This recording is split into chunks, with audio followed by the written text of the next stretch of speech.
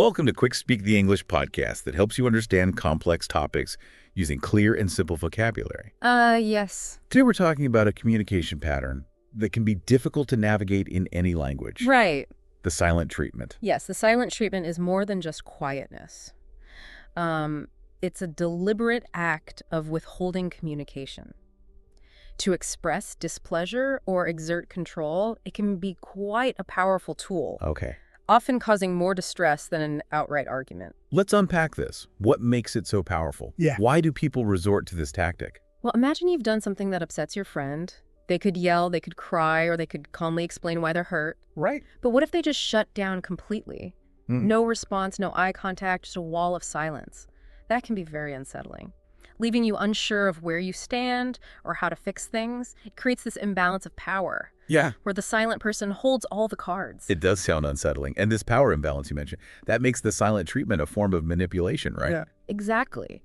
The person using silence isn't engaging in a healthy dialogue to resolve the conflict. Instead, they're using silence as a weapon to punish or manipulate the other person into changing their behavior or apologizing. So it's a way to get what you want without actually communicating your needs directly. Yes.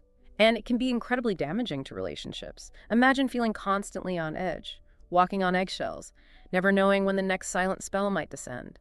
That kind of environment breeds resentment and distrust, eroding the foundation of any healthy connection. This makes me think about those moments when I just need a little space to cool down after an argument. Is that considered the silent treatment too? That's an important question. There's a crucial difference between taking a healthy time out to regulate your emotions and using silence to manipulate. Okay. If you need a break, communicate that clearly. Say, I'm feeling overwhelmed right now. I need a few minutes to myself before we continue this conversation. That way the other person understands your intentions and doesn't feel ignored or punished. So it all comes down to intent and communication. Silence itself isn't always bad, but it becomes harmful when used as a tool for control or punishment. Precisely. The silent treatment thrives in ambiguity, leaving the other person guessing, worrying, and often blaming themselves. This self-blame can then be used by the manipulator to further their own agenda. But what if the silent treatment isn't intentional? What if someone just shuts down because they don't know how to handle conflict or express their emotions? That's where things get a bit more complicated. Sometimes people don't even realize they're resorting to the silent treatment. It might be a learned behavior from childhood, a coping mechanism for dealing with stress, or a symptom of an underlying emotional issue. Oh, It could even be a cultural thing where silence is seen as a more acceptable way of expressing displeasure than open confrontation. so it's not always a deliberate act of manipulation, but rather a way of coping or communicating that can be just as detrimental, even if unintentional. Exactly. Regardless of the reasons behind it, the impact on the receiving end remains the same. Feelings of confusion, rejection anxiety, and a sense of powerlessness. And if this pattern continues unchecked, it can lead to serious damage, not just to the relationship, but also to the individual's self-esteem and overall well-being. Now, before we go any further, I want to touch upon the concept of boundaries. You mentioned healthy timeouts earlier. How do those differ from the silent treatment? Think of boundaries as a fence you build around your emotional well-being. Right. They define what you're willing to accept and what you're not, and they're communicated clearly and respectfully. For example, you might say, I'm not comfortable discussing this topic right now, or I need you to speak to me in a calmer tone. The silent treatment, on the other hand, is like building a wall with no explanation. You just shut down access completely, leaving the other person stranded and confused. So boundaries are about protecting yourself while still maintaining open communication, whereas the silent treatment is about shutting down communication as a form of control or punishment. Precisely. Healthy boundaries foster respect and understanding, whereas the silent treatment breeds resentment and distrust. This has been incredibly insightful so far. Now, I want to understand the psychological impact of this silent treatment. When someone we care about goes silent, what's happening in our minds and bodies? Imagine this. You're walking down a dark street and suddenly feel someone grabbing your arm. Your heart races, your muscles tense. You feel a rush of adrenaline. This is your fight or flight response kicking in, a primal instinct meant to protect you from danger. Believe it or not, being on the receiving end of the silent treatment can trigger a similar response. That's fascinating. You mean our brains interpret being ignored as a threat? In a way, yes. Our brains are wired for connection. We rely on social cues and communication to feel safe and secure. When someone we care about suddenly withdraws and becomes unresponsive, it disrupts that sense of safety, sending our brains into a state of alert. We start scanning for potential threats, trying to figure out what we did wrong, how to fix it, how to regain that connection. So it's not just emotional pain, but also a physiological response to a perceived threat to our social bonds. No wonder it feels so distressing. Exactly. And this constant state of alert takes a toll on our mental and physical health. It can disrupt sleep, affect concentration, increase anxiety levels, and even weaken our immune system over time. This is why it's so important to recognize the signs of the silent treatment and develop healthy strategies for coping with it. That's a good point. So what are some early warning signs that a conversation is heading toward the silent treatment? It's often subtle at first. You might notice a change in body language, like avoiding eye contact, crossed arms, or a shift in posture. As if they're closing themselves off, their tone of voice might become clipped or flat, and they might start using absolute terms like always or never, which often signals a buildup of frustration and generalization of issues. These are great observations. It's like the air gets thick with tension and you can sense the other person withdrawing, even if they haven't gone completely silent yet. Precisely. And if you notice these signs, it's crucial to address them proactively. You might say something like, "I'm sensing some tension here. Is there something you'd like to talk about?" Or, "I feel like you're withdrawing. Is everything all right?" This gives them an opportunity to voice their concerns before resorting to complete silence. Exactly. Open communication is key to preventing the silent treatment from taking root and damaging the relationship. It might feel uncomfortable to address these subtle shifts in communication, but remember, early intervention can save you both a lot of heartache down the road. This has been so incredibly helpful. We've covered a lot of ground, from understanding what the silent treatment is and why it's so harmful, to recognizing the early warning signs. But what do you do when you're already in the midst of it? How do you break the silence and start rebuilding communication? We'll explore those questions and more after a short break. So we find ourselves facing a wall of silence. It feels like walking through a dense fog, unsure of the path forward. How do we navigate this? It's crucial to remember that we can't force someone to communicate if they're not ready. However, we can take steps to create a space that encourages dialogue and understanding. That makes sense. Trying to force a conversation might only make things worse. So how do we create this space, this invitation for dialogue? First, take a deep breath. It's natural to feel hurt, frustrated, even angry when faced with the silent treatment. But reacting impulsively will likely escalate the situation. So ground yourself and remind yourself that you're not responsible for another person's behavior. It sounds like self-care is an important first step. It's easy to get caught up in the whirlwind of emotions and forget to take care of our own well-being. Absolutely. Once you feel a bit more centered, you can try a gentle approach. Instead of accusations or demands, try expressing your feelings calmly and honestly. You might say something like, "I've noticed you've been quiet lately. It makes me feel worried because I care about you and our connection." So we express our concern without blaming or accusing. But what if they still refuse to engage?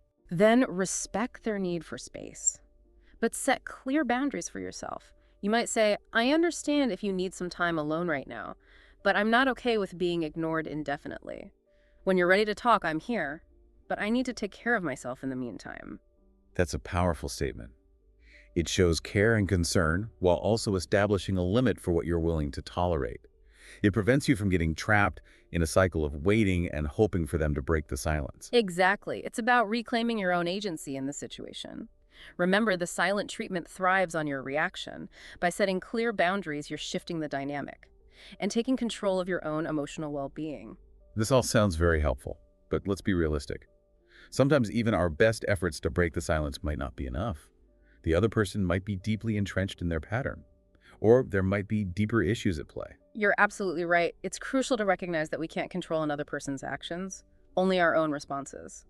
If the silent treatment continues despite your attempts to engage in a healthy way, it might be a sign that professional help is needed. I imagine a therapist could provide valuable guidance in these situations. They could help unpack the underlying reasons for the silent treatment and equip both individuals with better communication skills. Yes, a therapist can act as a mediator.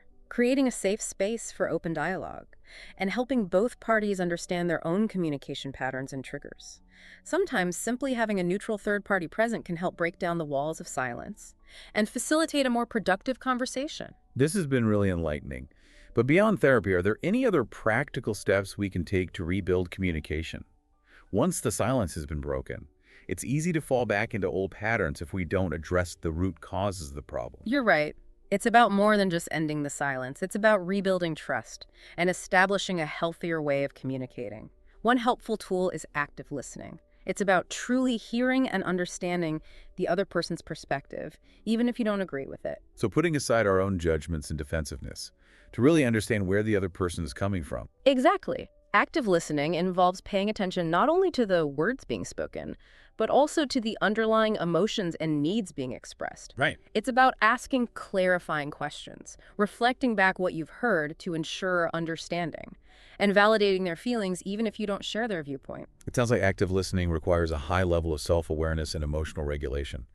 We need to be able to manage our own reactions and stay focused on understanding the other person's experience. You're absolutely right. It takes practice and patience, but the rewards are well worth it. When both parties feel heard and understood, it creates a foundation of trust and respect, making it easier to navigate future disagreements constructively. Active listening sounds like a crucial part of building a more communicative and fulfilling relationship. But beyond that, are there any other strategies that couples can use to maintain this open dialogue and prevent future breakdowns? One simple but effective technique is scheduling regular check-ins. It doesn't have to be formal or overly structured. It could be a weekly coffee date, a walk in the park, or even just a dedicated 15 minutes before bed to connect and talk about how things are going. These regular check-ins create a dedicated space for open communication, where you can share your thoughts and feelings before they build up into resentment or frustration.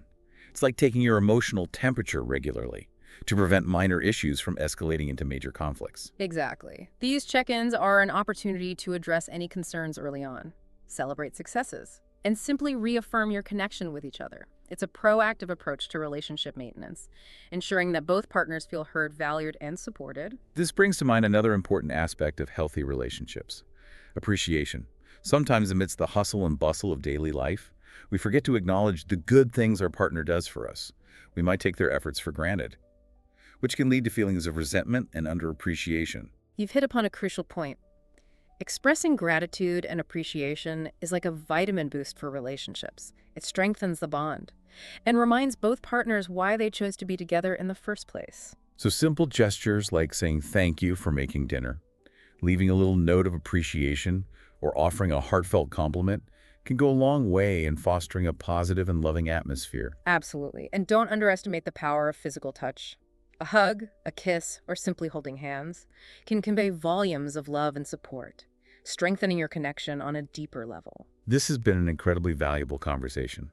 We've explored the dynamics of the silent treatment, its impact on relationships, and most importantly, practical strategies for rebuilding communication and strengthening connections. We've covered a lot of ground, but there's always more to learn about the complexities of human communication. Before we wrap up this episode, I'd love to hear your thoughts on silence as a positive force in relationships. We've focused on its negative aspects. But can silence ever be a good thing? That's a great question, and one that deserves its own exploration.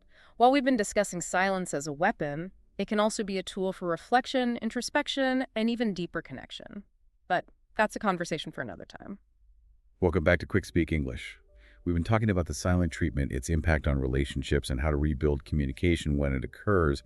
But before we wrap up, you mentioned something really interesting. Yes. You said that silence can sometimes be a positive force in relationships that seems counterintuitive given all the negative aspects we've discussed. Right. Can you elaborate on that? Yes, of course. It's important to remember that communication isn't just about words. It's also about nonverbal cues, shared experiences, and yes, even moments of silence. Think about those times when you're sitting with a loved one, maybe watching the sunset or simply enjoying each other's company. Words would not even be necessary in those moments. Yeah. There's a sense of connection and understanding that transcends language. So it's about a comfortable silence. Yeah.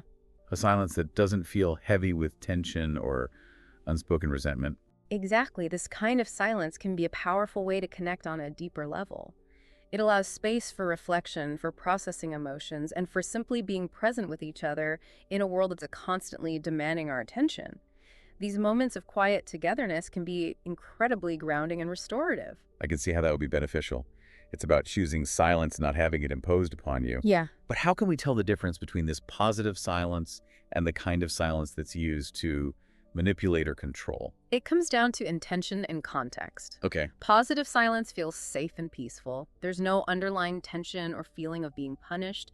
It's a shared experience, a conscious choice to simply be together without the need for constant chatter. The silent treatment, on the other hand, feels heavy, suffocating, and isolating. Hmm. It's a way of shutting down communication, of creating distance, and withholding affection as a form of control. So it's about tuning into our intuition, paying attention to how that silence feels. If it feels comfortable and connecting, it might be a positive sign. But if it feels tense and isolating, it might be a red flag. Exactly, and remember, if you're ever unsure, communication is key. If you're feeling uncomfortable with the silence, don't hesitate to express your feelings to your partner. Say something like, "I'm noticing we've been quiet lately. Is everything okay?" Or, "I'm feeling a bit disconnected. Can we talk about what's going on?" Open communication can help clarify intentions and prevent misunderstandings. It's about creating a relationship where both partners feel safe to express their needs and concerns. Precisely. Healthy relationships are built on trust, respect, and open communication. Silence can be a beautiful part of that dynamic, but only when it's chosen, not imposed. This has been such an eye-opening conversation. I think we've all learned a lot about the complexities of silence in relationships and the importance of communicating clearly and respectfully. I agree. It's been a pleasure discussing this with you. For our listeners who are learning English, we have some helpful resources available on our website. You'll find vocabulary lists and exercises related to today's topic so you can practice your English skills and deepen your understanding of these important concepts. You can find the link in the episode description. And if you enjoyed this episode, be sure to subscribe to QuickSpeak English so you don't miss any future episodes. We're always exploring new topics to help you master the art of communication and improve your English fluency. Thank you for joining us. Remember, the power of communication is in your hands. Use it wisely and build relationships that are filled with understanding, respect, and meaningful connections.